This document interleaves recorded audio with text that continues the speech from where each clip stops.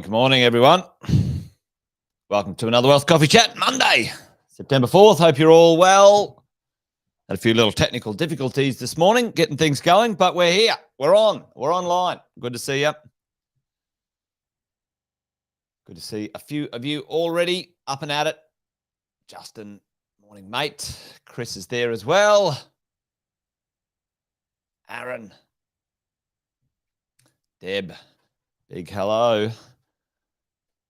Good to see you, folks. Brendan is there as well. Kevin's in the house. Awesome to have you here this morning. Morning. Good to see you. Good to have you online. We've got Sunny also. Hey, today I thought we might talk about play a little game. The game of tax, folks. The game of tax. We're playing a game. The game of how much money can you keep rather than how much money do you make, really, at the end of the day when it comes to money and wealth here in this crazy little world that we're playing in.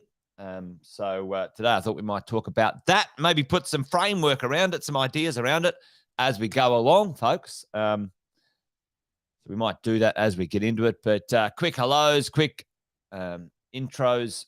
For those who don't know, Jason Witten's my name. Most of you know that already. So hello. If you don't know, give us a shout out in the chat. If you're new here, you may have joined our coaching and mentoring programs. Say good day. Tell us where you are in this wonderful world right now. Let us know. Say hello. Get involved in the chat. Try and keep this interactive. Each weekday we get together around about 10 past 8. You guys know the drill, and we talk about a few things, what is going on out there in the world of investing and what's happening right now. It's a little bit on everyone's mind is the old politicians are winding up. They're all looking for new ways to tax you and me because they have a bit of a cluster on their hands when it comes to debt levels. Anyway. That's the gist of it. But today we're going to talk about putting some framework around the idea of the game of tax. So let's get into that today. And as we're rolling along, give us a shout out in the chat. Here we go. Yep. I got a new cup today. Some friends bought me a cup. Father's Day cup. It said, warning, bad dad jokes ahead. Anyway, there you go. Connie's back from NZ. Hey, I love the NZ world. If I had a magic wand, I would move to Queenstown and live there. But right now, that's not going to happen, but maybe in the future. Anyway, concentrate, Jason. You got something to get done this morning. Let's talk about the game of tax, folks. And it sort of works in this way. The game of tax, the before or after tax game, right? You guys know that I've done plenty of things around this idea of when we earn money, we are exposed to. It's true, Chris. Happy Father's Day to all those fathers out there from yesterday. Good to see you getting taken care of on Father's Day. Hope you had a good day, fellas. The before and after tax game, right? The idea that when we earn our dough, folks, the tax man is the first recipient of those dollars as we earn money, right? You know, you guys have seen me do this, Monday through to Monday, Tuesday, Wednesday, Thursday, Friday, Monday and half a Tuesday, the ATO get their fair share. And I wouldn't say fair, that's actually not right. They get their share of your money before you do, right? The before or after tax game. And this is the idea, folks, that how can you manage those costs effectively as an investor? And for investors, you have a benefit for business owners and investors in this country. If you do something that you incur expenses, then you get some tax minimization in some way, which is brilliant.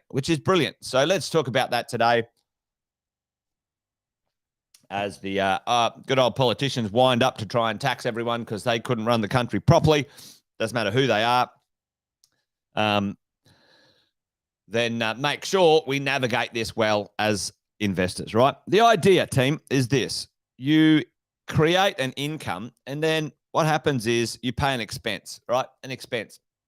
Well, you can incur an expense, and we'll talk about this in a minute. Is it a paper expense? Is it a real cash expense? But, for most of us, what are the expenses in our lives, folks? Like for, let's say, we're talking PAYG as investors at this moment in time. You can have a few tax deductions when it comes to your work, but usually it's not very effective, all right? So you earn your money, you pay your taxes, and then you've got to run your life on what's left over, okay? Which is the idea that, the after tax game, you pay your taxes and then pay for the expenses on what's left over. And that's kind of like the PAYG world. How can we as investors pay for some expenses and have more left over? Good question. And we're going to talk about that. There's a couple of taxes. I think where did I? Oh, no, I must have missed it. Oh, there it is there. So we've got the two taxes that we need to understand how to manage as investors, right? A capital gains tax, when you buy something for one price and you sell something in the future. Now, I'm not a big fan of you selling and incurring capital gains tax because really, at the end of the day, there's actually not a capital gains tax, folks. There's a capital gain calculation, which ultimately you then push that calculation into your income tax bracket, folks, okay? So there's actually not an income capital gains tax, folks. I don't know if anyone realizes that. There's no such thing as an actual tax. There's a calculation, which turns into then income, which then you calculate the tax against the income that you make. Anyway, but it makes it easier to talk about it. Is a capital gains tax and income tax. And they're the two taxes we need to manage as investors as we go along, right? So how do we do that? What's the question? How do we do that? Where effectively can we do that? And we talked about this a second ago. You either pay your expenses before you pay tax, which is smart, right? Because why is it smart to pay your expenses before tax? Well, because depending on your tax rate, you get to reduce your income that is taxable before you have to, give some to the government, which is pretty smart, right? But for PAYG, that usually is quite difficult. For business owners, a lot easier. And I'm not going to talk about that one today, But let's talk about PAYG for many of us. Capital gains tax. How do we run and manage this? Well, folks, you and I, as investors, we can get a discount on the gain that is made in certain structures in certain ways, right? So if you own a property or if you own any investment, and it is sold, then depending on how you own it, let's say if you own those investments in your personal name and a trust, right? Personal name and trust. Now, there's multiple versions of trusts out there, but just don't get too confused about that. Personal name, multiple personal names or just yours, or a trust, then after 12 months, right, you get a 50% discount on what's included in the capital gains tax calculation. So let's just quickly do that. If you bought something for $200 and you sold it for $300, and after 12 months, right, you technically would have made a gain of $100. All right, let's move that over here. You made a gain of $100. Well, only 50% of that, so you get a 50% discount. So $50K is deductible. Okay, everyone cool with that? You got that? So it's like you only pay tax on a portion of it. Okay, so that's what happens. If you own it in under 12 months, so you buy and sell in before 12 months is up, then it's the whole thing's taxable, right? Okay, or the whole thing rolls into your income, and then your income then indicates how much tax you would pay. Hopefully that makes sense, right? Where can we minimize capital gains tax? Where can we get it down? And where can we pay zero? Who likes the idea of zero? Put that in the chat. Like just put pick me or yeah or hell yeah or whatever. Can you manage a capital gain and it be much less? Well, yes. In super, yeah, me, Aaron, me. Well, and most of you know this, and this is sort of, often sometimes we're reminding ourselves of this. Your super has a flat rate, okay? A flat rate of tax, okay? So it's reduced, okay? So tick in the box, so you get less. Your zero, your principal place of residence, your own home, when it's owned in your personal name, then you will pay zero capital gains tax. Now, for you, me, we've talked about this before. I believe that you should have a principal place of residence upgrade strategy in your investment world. And I'm not going to dive deep into that, but, let's say you upgraded your home 3 to 5 times over a 40-year period. Every time you upgrade that home, and eventually when you exit that home, when you're older, maybe you sell it down for some liquidity event or whatever it might be. No tax, folks. No tax. No capital gains tax anyway. A business sale. That's why, a business sale. I'm a big fan of helping business owners understand how to make a capital gains tax-free sale in the future. And you don't even have to sell your business, folks. What's a way you can, and maybe there's a few of you in the chat, what's something you can sell as part of your business in the future if you qualify in a certain way, and you pay no capital gains tax on the sale? Who knows what that is? Well, I talk about super. Put it in the chat if you know what it is. Super in retirement phase, no capital gains tax, very low. So, as you and I build our investment portfolio, then, it's important to understand where and how and why we would buy things and, our strategy around it, right? Okay. Super is a great one.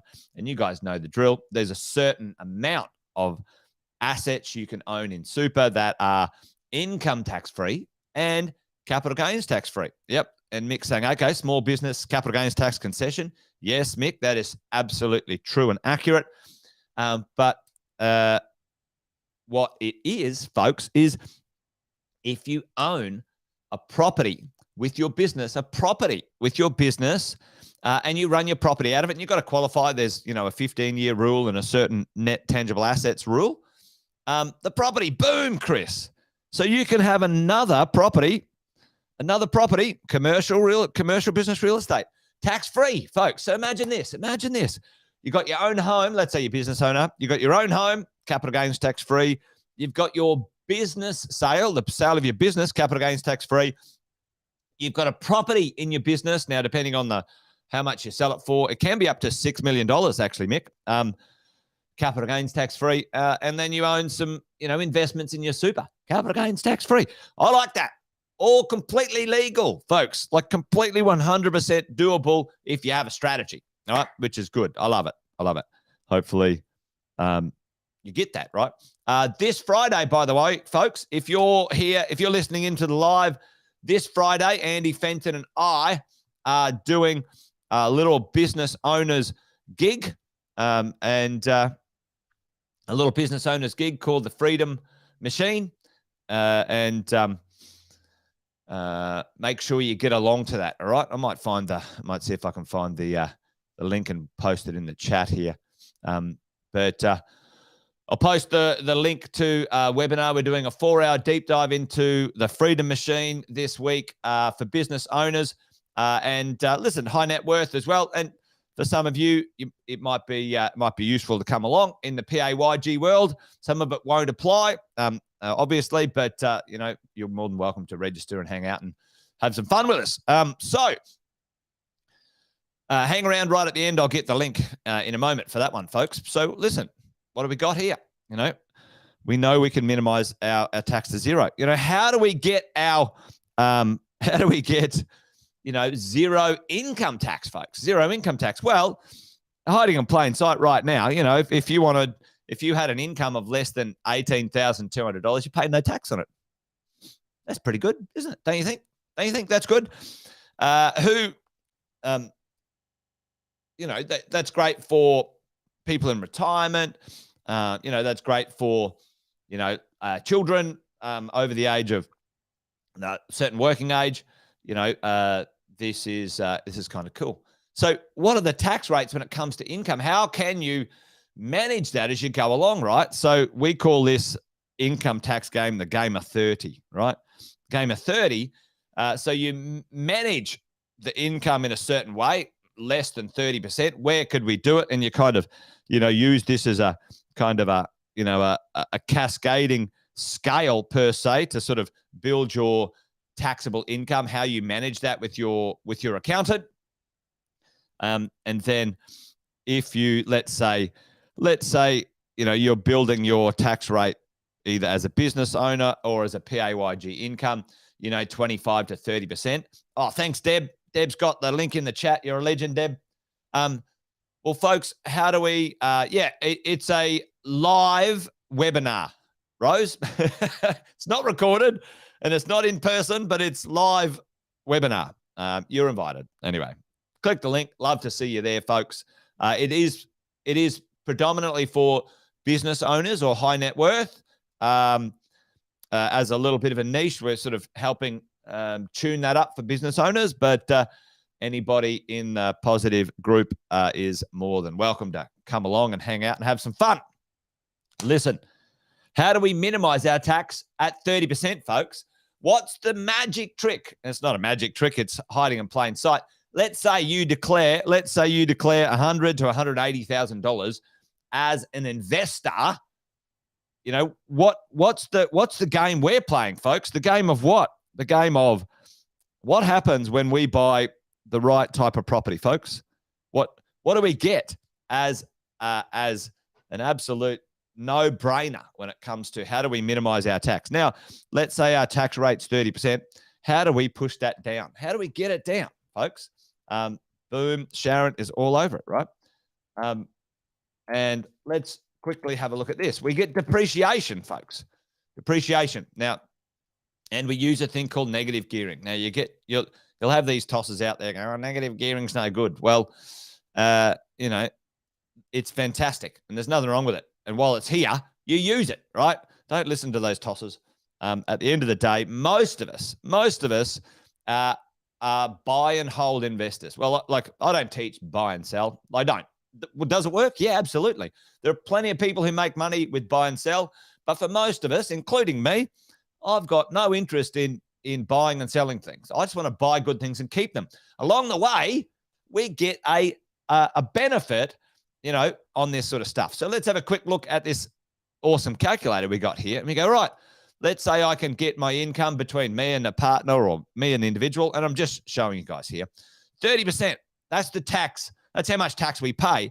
But let's say we buy 5 properties. And let's say the offsets, the depreciation on our properties is pretty significant. You can see over here, folks, we are, that's our after-tax income. But what's the game of tax, folks? The game of tax is apply expenses. Apply expenses before you pay tax, okay? Now, as a PAYG earner, it's a bit difficult compared to business owners. However, what's an expense that completely, legitimately, totally, absolutely, 100% applicable before you pay tax, folks? Well, it's the cost of your investment properties. It is absolutely amazing. So let's say we've got 5 properties. We've got $50,000 worth of things we can apply. Check it. Let's have a look at our tax rate over here. Income after tax. Boom, folks. Tax payable, $5,000. Income after tax, $170. Right. So it goes. If you go 0, right? 0. That's the tax paying, right? Let's go buy 5 properties. That's $10,000 offset each property. Boom. Like them apples? Yeah, I do, right? Hopefully you do too. And that's the way we as investors can manage some of our stuff. Now, there's a bit more to it, obviously, making sure we get the right property, manage our PAYG variations and all sorts of funky good stuff, right? But at the end of the day, there you go, folks. The game of tax. Let's play a game. The game of 30, really, at the end of the day. And can you minimize it? Can you reduce it? Yes, the answer is yes. Now, people say, oh, listen, if you claim all that depreciation, you've got to pay it back. Well, only when you sell. And I'm not planning on selling. Are you planning on selling? I think selling a good property is not the plan. It's not the plan, folks. And to be honest, even if you did sell, it adds back. Then it gets calculated as a gain. And if you manage that in the right way, you can manage that gain rolling over. There's all sorts of strategies. Anyway, there you go. Hopefully that was useful. But anyway, you're welcome to come along to our event this Friday. Business owners, high net worth, and anyone else for sure. No problems at all. You'll learn something. Absolutely, you will. And that's it. I think I'm done. Started a bit late. Had some technical difficulties, but we got it done today, folks. There you go. All right. Wealth Coffee Chat over and out. As always, if there's something on your mind, give us a shout. Leave a comment in the chat. I always read the comments afterwards. And if there's something you want me to cover when it comes to the world of property investing, let me know. Let me know. Happy to. Always happy to. All right, folks. Done and dusted for today. Wealth Coffee Chat over and out. Monday, the 4th of September.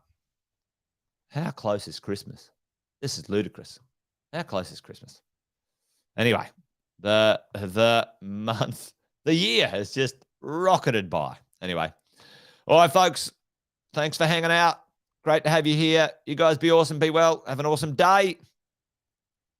Join me tomorrow for another one. Round about 8:10. You know the drill. Till then, folks, be good. Take care. Bye for now.